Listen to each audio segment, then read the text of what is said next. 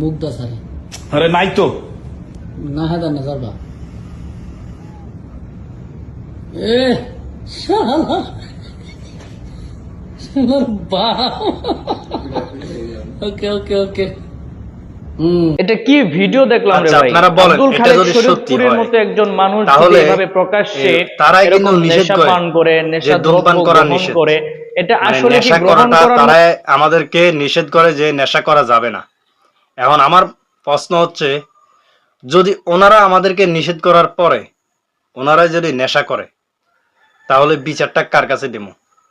আর আমলটা মানুষ কিভাবে করবে? আমরা যে নেক আমল করব, বা আমরা নেক আমলটা কিভাবে করা, এই যে এরা যদি এটা বাস্তব হয়, আমি মনে করি ওনারা বাংলাদেশের জন্য একটা কালসাপ, যদি এটা বাস্তব হয়। আর যদি এটা AI দিয়ে তৈরি করা হয়, তাহলে বলবো যারা তৈরি করলেন, ভাই আপনারা কাজটা ঠিক করেন নাই।